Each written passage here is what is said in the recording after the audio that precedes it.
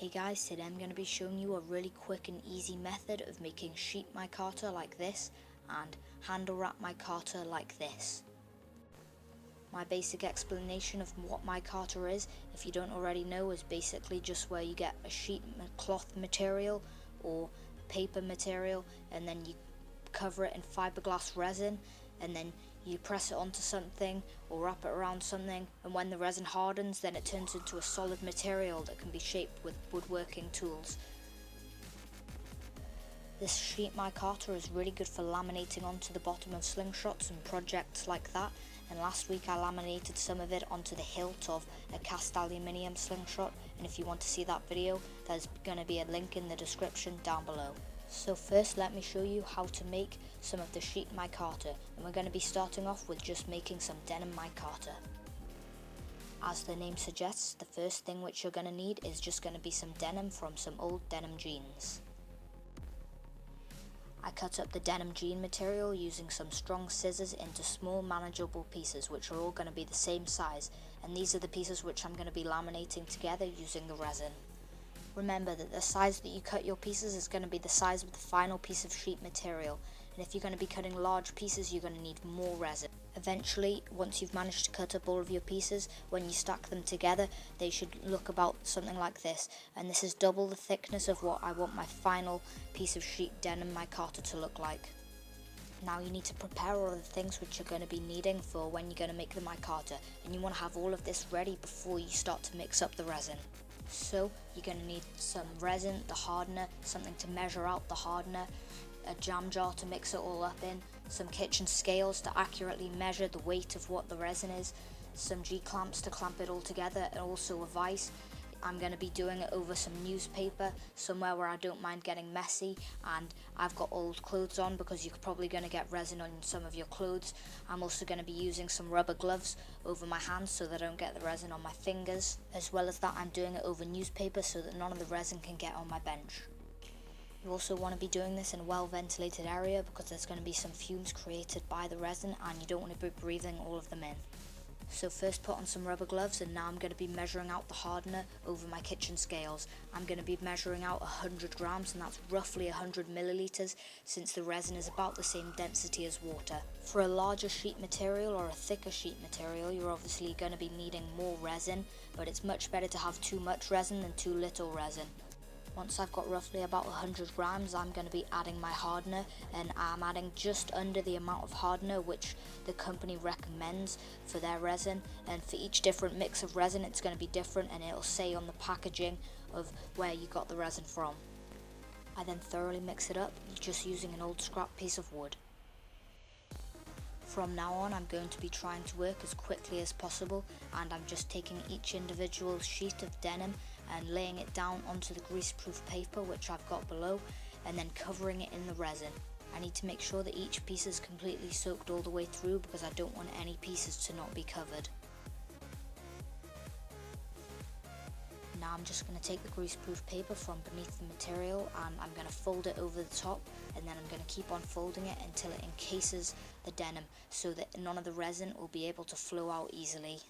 I'm then going to clamp it very tightly in my vise, and I've got two pieces of wood on either side which are the same size as the piece of material which I've all glued together, and I'm going to squeeze it really tight, as well as clamping two pieces of wood on the top and the bottom using G-clamps to stop the material from slipping sideways under the pressure. Leave it all to set for about 5 or 6 hours, and then you can come back and take all of the paper off. Now this thin and small sheet piece of test denim micarta is finished, and it looks quite nice with all of the different layers, and I'm sure it'll look really nice when it gets sanded up. The material is actually very strong, and just hitting a very thin piece of it with a hammer, it takes a really long time to break. Now I'm going to make some paper micarta using the same technique. For this I'm just using normal printer paper and some black construction card, and I'm going to have 10 layers of printer paper to 5 layers of black construction card to hopefully make layers of the same thickness. The reason that I'm going to do this is because the different layers, when sanded down, will give a really nice contouring effect. I found that the paper micarta usually uses about 25% more resin than the denim micarta. Here you can see the final results of my paper micarta compared with some commercial micarta. Commercial micarta is actually really expensive, so it's much cheaper to make it at home. Using this technique which I've showed you, it's really easy to make whatever type of micarta that you want, and you can pretty much use whatever types of materials that you want as well, as long as it can absorb the fiberglass resin. Here I'm just laminating 2 layers of denim between 1 layer of red felt. This also turned out quite nice. Now I'm going to be showing you how to make this slingshot with the handle wrap micarta. This slingshot is based off the Yorksprath Rambone style design slingshot, so I'll put a link in the description to the Rambone slingshot files. First I'm going to cut out the forks of the slingshot using my new scroll saw with a very rough cutting wood part, and I'm cutting it out of some 18mm multiplex birch plywood. Once I've cut out the fork part twice, then I can glue them together and drill a hole through the handle, and then I can put a thick nail going straight through. I then cut off the nail in both parts to where I want, and now I'm ready to wrap the handle in micarta.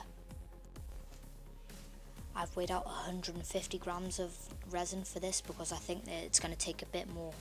The very start of the wrap is just going to be in some orange paper just to fill up some of the gaps, and then I'm going to move on to some denim, and as I'm wrapping I'm just going to be wrapping some red wool around it just so that it'll stop everything from falling apart. I'm then going to put around some red felt and keep on layering up all of the different layers until it gets really thick. Then once it's completely full, I'm going to just put some tape over it so that all of the resin doesn't leak onto the floor. Once the resin's set, I finally finished my most perfect slingshot so far. Just kidding, from now on I've got loads more filing, rasping and sanding to do.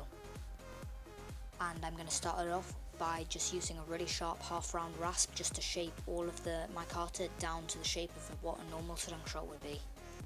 I'm going to keep on contouring the micarta until it fits really nicely into my hand. Next I'm going to move on to perfecting and shaping the multiplex fork just by making sure that it's all curved so that you can see all of the contours in the wood, so that'll look much better than it just being flat. Once I've shaped it all, then I'm going to go over it all with files to get all of the deep scratches out from the rasps. Then once all of the scratches are out, I'm just going to be going over it with some fine sanding sponges all the way until I've got up to 1000 grit. I've also added grooves for the bands to attach, and this is what the slingshot should look like once you've filed it all up and shaped it. It feels really nice and smooth, and it feels good when I pull on the forks and it fits nicely into my hand, so now it's time to oil the wood.